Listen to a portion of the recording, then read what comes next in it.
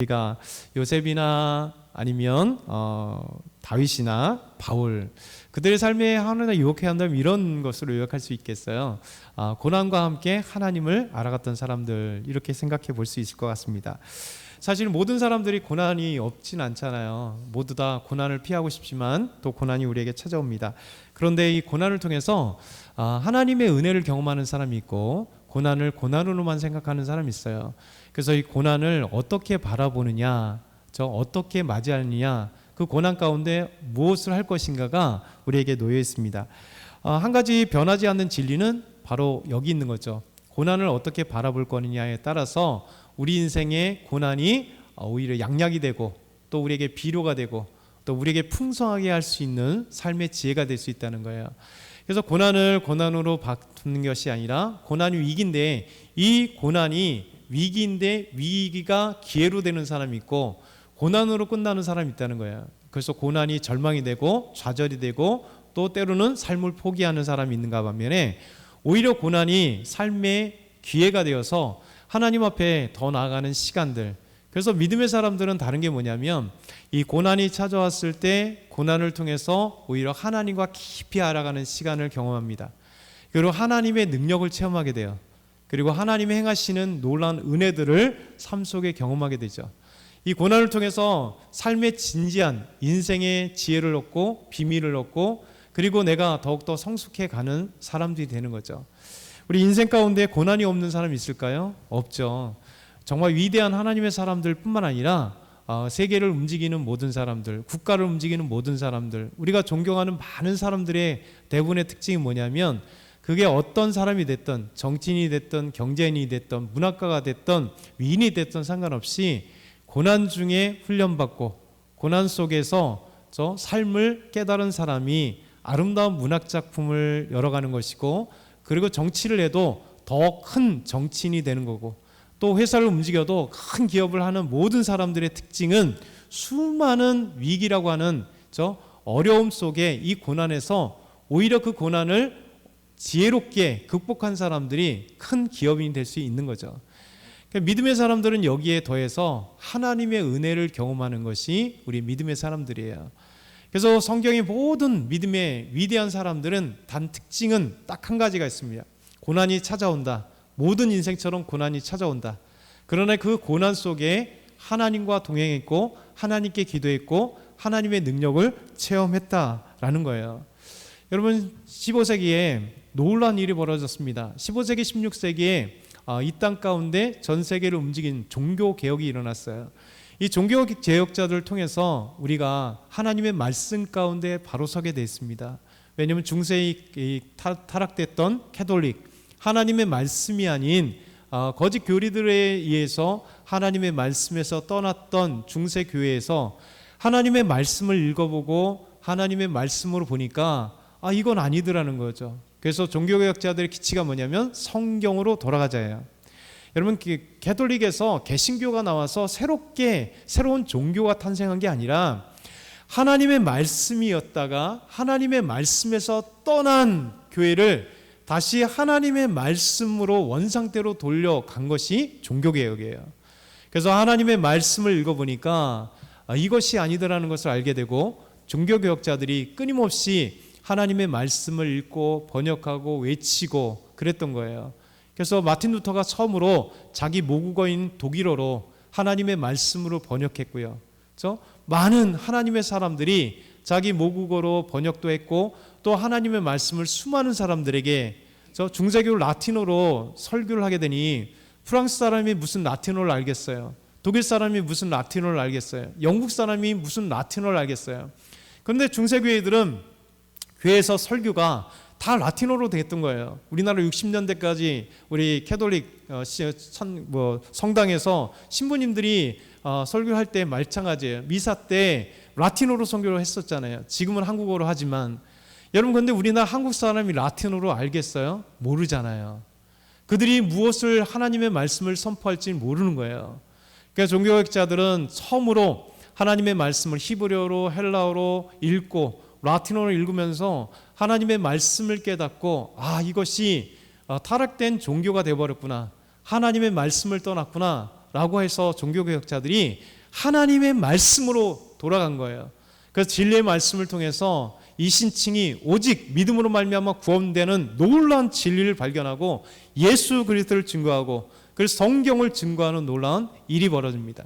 그런데 여러분, 이 종교개혁자들이 그냥 편안하게 종교개혁을 했느냐? 그렇지 않아요. 여러분, 수많은 종교개혁자들이 화형을 당했고요, 수많은 종교개혁자들이 하나님의 말씀을 증거하다 목숨의 위험이 있었고요, 또 수많은 위협들이 그들의 삶 가운데 있었어요. 그런데 이런 고난 가운데서도 이 하나님의 말씀을 전하는 것을 멈추지 않았고, 그래서 대표적인 존 칼빈이나 우리 장로교가 생긴 이유가 바로 존 칼빈에 의해서 생겨난 거잖아요. 그러니까 마틴 루터나 이런 위대한 종교개혁자들이 삶 속의 위협과 환난 가운데서도 굽히지 않고 기도하면서 하나님의 말씀을 온전히 증거하기 위해서, 그래서 종교개혁이 타락된 종교에서 다시 성경으로 돌아가는 참된 교회로 되게 만든 게 바로 종교개혁입니다. 여러분, 존 칼빈 경우는 이 사람의 별명이 뭐냐면 움직이는 종합병원이에요. 그 삶 가운데 얼마나 많은 질병이 그를 괴롭게 했고 힘들게 했는지 모릅니다. 여러분, 23살, 24살 때 쓰여졌던 기독교 강요가 500년 역사의 가장 위대한 작품이잖아요. 가장 위대한 신학책입니다. 그의 24살 될 젊은 나이에 쓴 이 기독교 강요가 그때 계속 개정이 됐지만, 여러분, 하나님의 말씀 가운데 잡히고 하나님 말씀 가운데 기록되었던 이 기독교 강요, 가장 위대한 이 책이 신학책인 기독교 강요가 여러분 칼빈이 건강할 때 쓴 게 아니에요. 칼빈이 정말 삶 가운데 수많은 질병 가운데서도 하나님께 기도하며 나가는 거예요. 그래서 우리 삶에 있잖아요, 우리는 수많은 어려움과 고난이 찾아옵니다. 근데 이 고난 가운데 찾아올 때 우리가 어떻게 하느냐에 따라 믿음으로 더욱더 성숙하고 하나님의 위대한 일을 바라보는 사람이 있는가 반면에, 여러분, 조금만 고난이 찾아와서 내 삶을 되돌아보면 왜 인생은 이런가? 나에게 왜 이런 암이 생기고, 나에게 왜 이런 질병이 생기고, 나에게 이런 문제가 생기고, 나는 왜 이렇게 지지를 복이 없어서 이런 돈이 없나? 이렇게 되면요, 여러분, 하나님의 위대하신 그 계획과 설계를 발견할 수가 없어요. 그냥 좌절하는 인생이 되는 거예요. 그래서 우리에게 고난이 찾아올 때 우리 성경을 보는 이유는 단 한 가지예요. 믿음의 사람들이 어떻게 하나님의 은혜를 경험하는가? 그렇죠? 어떻게 은혜를 경험하는가? 우리 성도님 허리가 아프셔서 그래요. 이해하시면 돼요. 네. 하나님의 놀라운 은혜를 경험하는 거예요. 여러분, 지금 오늘 말씀에 가장 위대한 말씀이 뭐냐면, 이스라엘 백성들 남유다의 여호사밧 왕 때에 밑에서 연합군이 쳐들어오기 시작합니다. 그 사람들은 모압과 암몬과 마온 사람들이 연합해서 남유다를 막 치러 올라오는 거예요. 여러분, 전쟁의 가장 무서운 게 뭡니까? 가장 전쟁의 생명이 뭐예요? 무기잖아요. 그리고 잘 훈련된 군인들입니다. 이스라엘 백성들은 잘 훈련된 군인이 없었어요. 그리고 무기가 지금 없는 상태예요. 크게 많지 않았습니다. 그런데 지금 모압과 암몬과 사이를 건너 온 이들이 마온 사람과 함께 연합해서 오는데, 이들은 엄청나게 잘 훈련된 특공대와 같은 그 연합군이 형성돼 있어요. 그리고 아주 잘 발달된 무기를 가지고 지금 남유다에서 저 밑에서부터 쳐들어오기 시작을 하는 겁니다. 이 소식이 여호사밧에게 들렸습니다. 평안한 중에 갑자기 모압과 암몬과 이 마온 사람들이 연합해요. 쳐들어오고 전쟁이 시작된 거예요.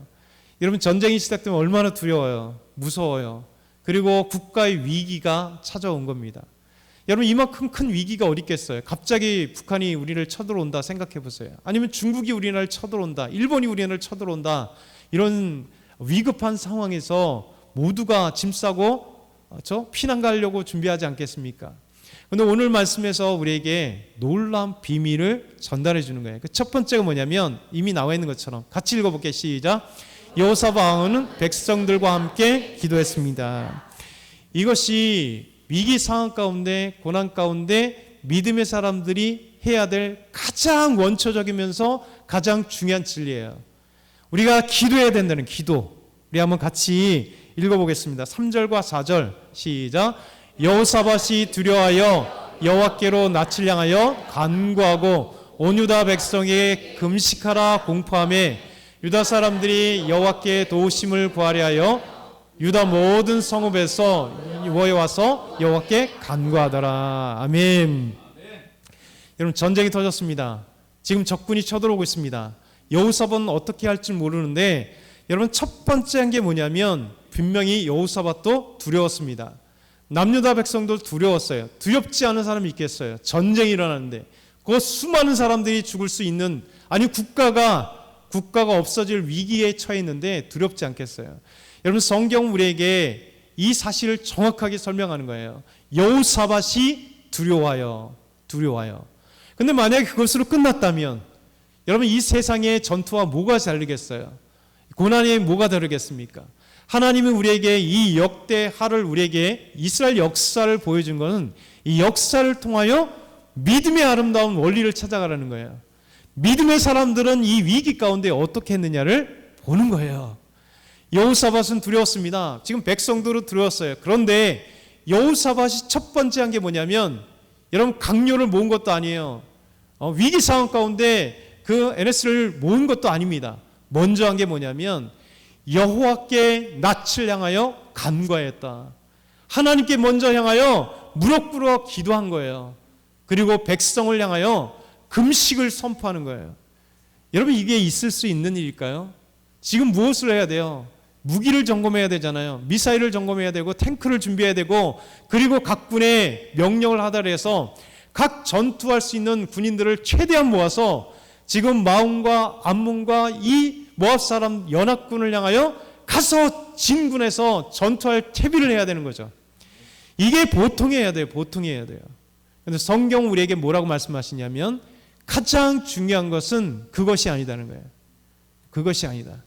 바로 믿음의 사람들은 하나님께 가서 먼저 기도하고, 그리고 온 백성들을 향하여 지금 이 전쟁의 가장 중요한 게 무엇인가? 그것은 금식 기도하며 하나님께 나아가는 거예요.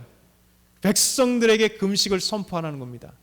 그래, 금식을 선포하니까 놀라운 일이 벌어집니다. 유다 사람들이 여호와께 도움을 구하기 위하여 예루살렘에 와서 함께 여호와 하나님께 간구하더라, 이렇게 말씀하는 거죠. 여러분, 이것이 얼마나 중요한지 모르겠습니다. 왜냐하면 국가의 위기나 또 가정의 위기나 그의 위기 가운데 기도는 첫 번째 일어나야 되는 거예요. 근데 여러분, 목사가 기도하는 건 분명해요. 근데 혼자 기도하면 안 되는 거예요. 여러분, 교회 부흥을 위해서 목사 혼자 기도하는 교회는 절대 부흥이 일어나지 않아요. 여러분, 여호사밧이 하나님께 먼저 낯을 향하여 간구했지만 동시에 이 위험한 전쟁을 수행하기 위해서 하나님께 간구하는데 혼자가 아니라 온 유다 백성들에게 금식을 선포한 거예요. 함께 기도하는 거예요.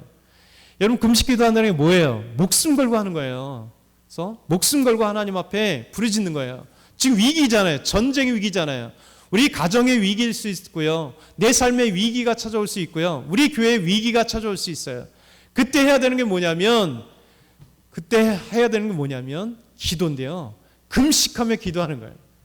목사 혼자 기도하는 게 아니라 온 성도가 함께 기도할 때요. 우리 다음 주에 우리 올플러스 워십 하잖아요. 우리 박광식 선교사님과 함께 하는 것은 어떤 우리가 콘서트를 보려고 하는 게 아니에요. 우리가 하나님께 영광의 예배와 은혜를 받는 거가 중요하지만 동시에 한 영혼이라도 우리가 아는 분들, 지인을 초청해서 구원의 자리에 있게 하고 우리가 구원받음을 위해서 함께 기도하는 거예요. 여러분, 그랬을 때 우리가 함께 기도해야 되는 거예요. 기적은 함께 기도하는데 역사가 일어나는 겁니다. 그래서 저와 여러분이 이번 일주일 동안 정말 있는 자리에서 뜨겁게 기도해야 될 거예요.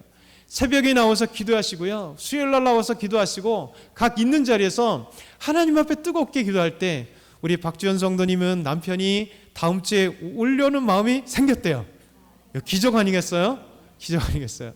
우리 다음 주에 유나와 유미가 같이 나올 거예요. 우리가 그런 마음을 갖고 기도해야 되는 거예요.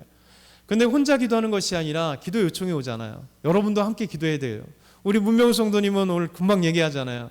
저희 이 초청장 주니까 같은 그 아파트에 약간 시각이 안 좋으신 분이 마음을 열어서 한번 오겠다라고 약속을 했다는 거예요.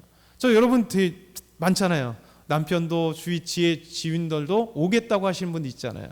근데 여러분, 오겠다고 할 때까지는, 진짜 와기까지는 우리가 기도해야 되는 거예요.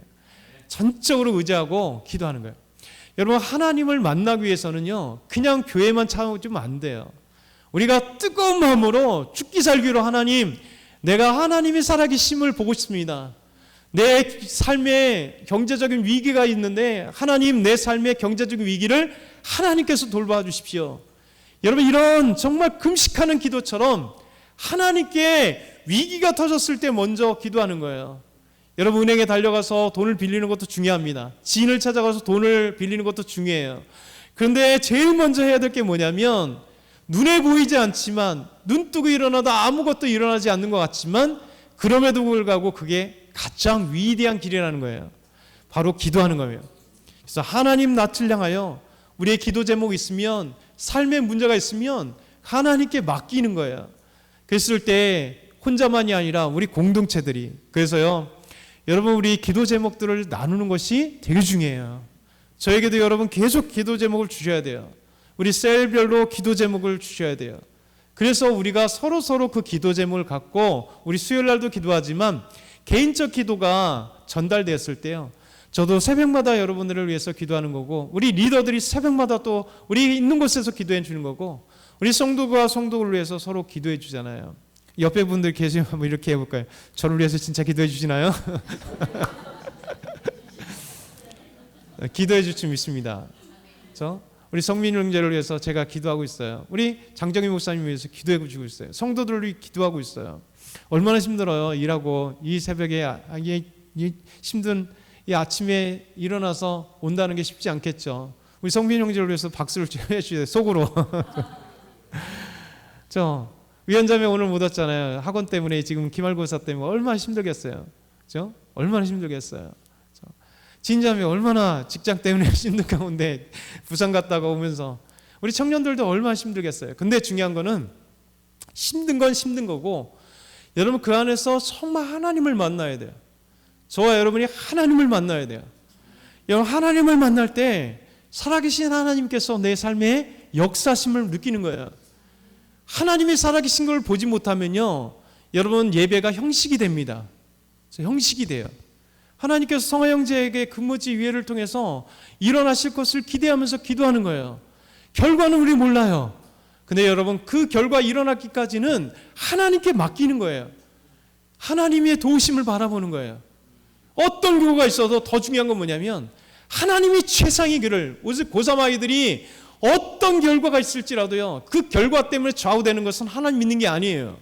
그 결과가 없을지라도 하나님이 다음 한 걸음 한 걸음 인도하실 것을 기대하면 달려나갈 때야. 여러분, 우리가 기도할 때 좋은 결과만 있더런가요? 아니에요. 기도를 해도 1년을 해도 2년을 해도 10년을 기도해도 어떤 좋은 결과가 없을 수도 있어요. 근데 여러분, 한 가지 잊지 마셔야 돼요. 하나님은 살아계시고 우리의 기도에 응답하고 계신다는 거예요. 그래서 종국에는 뭐를 기도하냐면, 하나님께서 가장 아름다운 것으로, 내가 생각했던 것보다 100배, 10,000배, 1000배 더 아름다운 것으로 인도하셨다라고 고백하는 그리스도인이 진짜 행복한 그리스도인이에요. 그래서 저와 여러분이 1년 뒤에 하나님께 고백했으면 좋겠어요. 우리 지난주에 계속해서 이렇게 달렸어요. 아직 안 쓰신 분이 계시더라고요. 이름은 없지만 개수를 적으면 알아요. 왜냐면 우리 유초등부 애들, 중고등부 애들, 그리고 저희 가족 장정희 목사님, 우리 교육자들 빼면 이 15개 이상이 되거든요. 그러면 어른들 몇 명 안 돼요. 유미도 여기 붙여 있으니까 여러분 인원수에 비하면 현격하게 부족해요. 왜 이걸 쓰냐면, 감사가 있는 사람이 쓰게 돼 있어요. 작은 감사, 하나님께 쓰는 거예요. 여러분, 이 삶이 얼마나 중요한지 모르겠습니다. 우리가 위기의 상황 가운데 기도하는 인생이 되어야 돼요. 혼자가 아니라 함께 기도해야 되는 겁니다.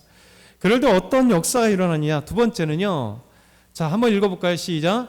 여호사밧은 먼저 하나님께 연약함을 인정하고 오직 하나님만 의지하며 기도했습니다. 기도의 원리입니다. 하나님의 기도했다잖아요. 근데 기도하는 것이 자기와 온 이스라엘 유다 백성들이 함께 기도하는데요. 저와 여러분이 함께 기도하는데 기도에 그 원리가 있어요. 무엇이냐면 나의 연약함을 하나님께 고백하는 거예요. 나의 부족함을 하나님께 고백하는 거예요. 나의 없음을 고백하는 거죠. 우리 한번 역대하 20장 6절과 12절 한번 크게 읽겠습니다. 시작. 이르되 우리의 조상들의 하나님 여호와여 주는 하늘에서 하나님이 아니시나이까 이방 사람들의 모든 나라를 다스리지 아니하시나이까 주의 손에 권세와 능력이 있사오니 능히 주의 맞설 사람이 없나이다. 우리 하나님이여 그들을 징벌하지 아니하시나이까 우리를 치러 오는 이 큰 무리를 우리가 대적할 능력이 없고 어떻게 할 줄도 알지 못하고 오직 주만 바라보나이다 하고. 아멘.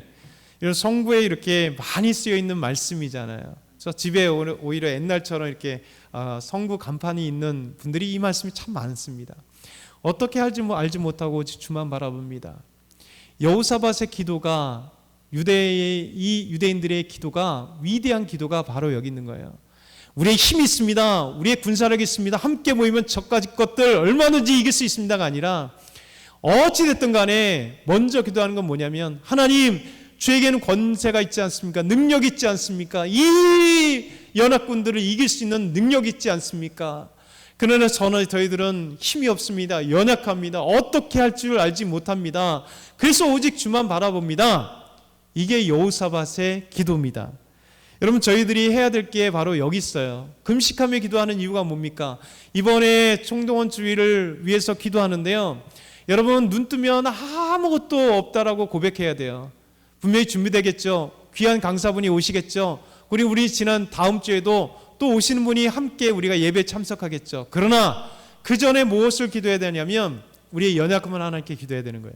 하나님, 제가 우리 남편을 내 지인들을 초대하려고 하는데 하나님 그들이 온다고 하고 또 뜨뜻미지근하기도 하고 NO라고 합니다.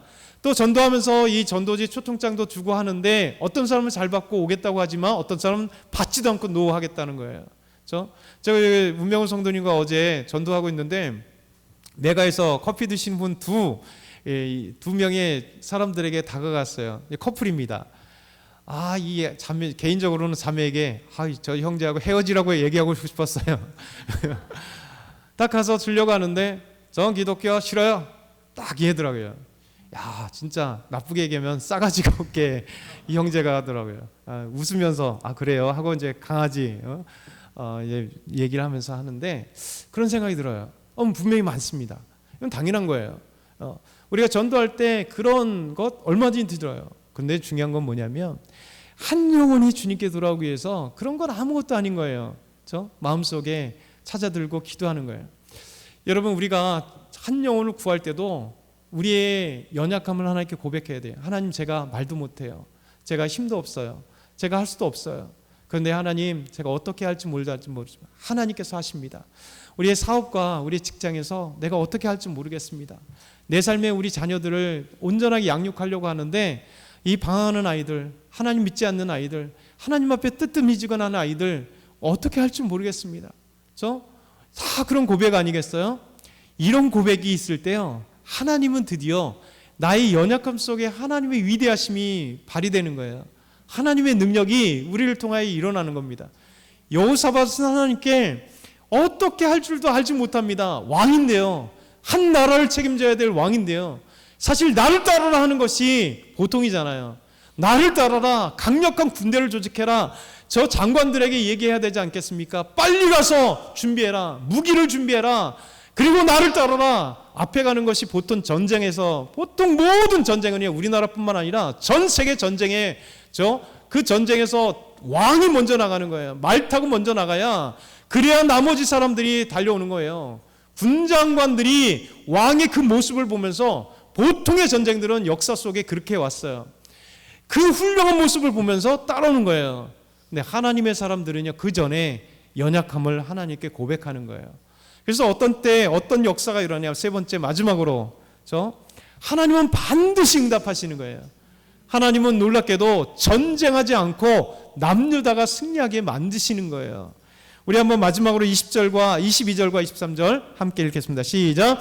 그 노래와 찬송이 시작될 때 여호와께서 복병을 두어 유다를 치러 온 암몬 자손과 모압과 세일산 주민들을 치게 하심으로 그들이 패하였으니 곧 암몬과 모압 자손이 일어나 세일산 주민들을 쳐서 진멸하고 세일 주민들을 멸한 후에 그들이 서로 쳐 죽였더라. 아멘. 여호와께서 복병을 이미 마련해 주셨어요. 이스라엘 복병이 아닙니다. 하나님께서 보내신 복병이에요. 천사이겠죠. 하나님의 복병을 마련하심으로 여러분 암몬과 모압과 세일 사람들이 와서 어떤 일이 벌어지냐면 지들끼리 싸우게 만든 거예요. 복병이 치게 하시고 자기들끼리 죽이고 그리고 서로 모압과 암몬들이 서로 싸워 죽이는, 여러분 이런 일로 인해서 전쟁에서 최고의 승리는 뭡니까? 우리 편은 한 명도 상하지 않는 게 최고의 싸움 아닐까요? 여러분 이런 기적과 같은 역사가 여호사밧에게 일어난 거예요. 그것은 다른 게 아니라 하나님께 나아갔더니, 여호사밧과 온 유다 사람들이 하나님께 나아갔더니, 우리 연약함을 고백했더니 하나님의 기도 응답하셔서 이 놀라운 일이 벌어지게 하신 겁니다. 여러분 오늘 우리가 알아야 될 것은 이 말씀이에요. 세 가지 말씀을 기억했으면 좋겠어요. 우린 위기가 찾아옵니다. 그때 먼저 하나님께 나아가자. 우리의 연약함을 고백하자. 그러면 하나님은 응답하셔서 놀랍게 승리하게 하신다. 이 사실을 기억하는 저와 여러분 다 되게 소망합니다. 우리 하나님